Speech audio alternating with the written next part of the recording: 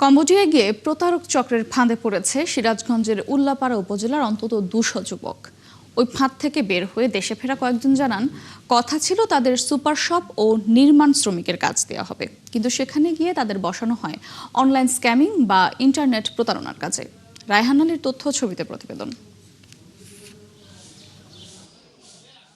ভালো বেতনের চাকরি, নিরাপদ ভবিষ্যৎ, সেই স্বপ্নে বিভোর হয়ে উল্লাপাড়ার আলিপুর গ্রামের ২৭ যুবক এলাকার দালাল হাবিবকে ৪ থেকে ৬ লাখ টাকা দিয়ে গিয়েছিল কম্বোডিয়ায়।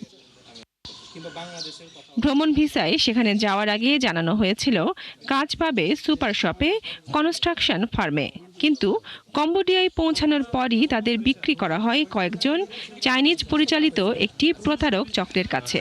ফেরত আসা ভুক্তভোগীরা জানান, তাদের কাজ ছিল অনলাইনে প্রেমের সম্পর্ক গড়ে তুলে প্রতারণা করে টাকা হাতিয়ে নেওয়া। আমাদের কনস্ট্রাকশনের কাজ বিএমইটি করে নিয়ে গেছিল, যে কনস্ট্রাকশনের কাজ দেবে, সেই জায়গায় নিয়ে যায় সেটা আমাদের স্ক্যামে বিক্রি করে দেয়। স্যালারি চাই, তখন বলি তোমাদের স্যালারি পাবো না, তোমার থেকে উল্টা আমি আরো ৩০০ টাকা পাই। কিভাবে ৩০০ টাকা পাবো?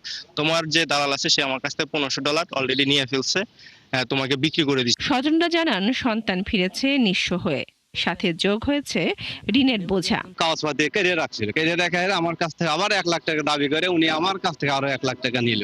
নেওয়ার পর ছেলেরাকে ৩ মাস রেখে ছেলেরাকে খাবার দেন, আমি বাইরে থেকে টাকা পয়সা দিয়ে ছেলেরাকে খাবার দিছি।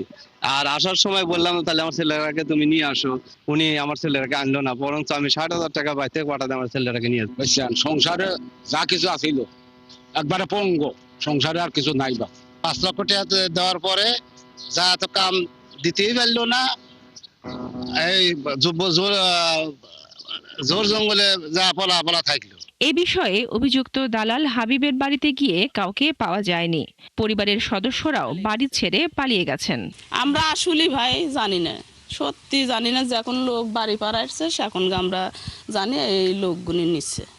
উল্লাপাড়া মডেল থানার ভারপ্রাপ্ত কর্মকর্তা জানান, এখনো লিখিত অভিযোগ তারা পাননি। পেলে দ্রুতই দালাল চক্রের বিরুদ্ধে ব্যবস্থা নেওয়া হবে। এরকম একটা ঘটনা শুনেছেন, তো আমার হলো যে যদি অভিযোগ দেয় তাহলে আমরা আইনগত ব্যবস্থা গ্রহণ করব। আর ভুক্তভোগীদের প্রতি পরামর্শ থাকবে এটাই যে যাদের মাধ্যমে ওরা নিজের ভাগ্যের পরিবর্তনের জন্য বিদেশে যেতে রাজি হয় বা ইচ্ছুক হয়, যাওয়ার আগে একটু তাদেরকে যাচাই বাছাই করে নিলে। প্রতারণার শিকার হয়ে ফিরে আসা কয়েকজন যুবক জানান, আলিপুর ছাড়াও পুরো উল্লাপাড়ার বিভিন্ন এলাকার প্রায় ১৫০ জন এখনো আটকে আছে ওই চক্রের কাছে। বনশ্রী হালদার, ৭১।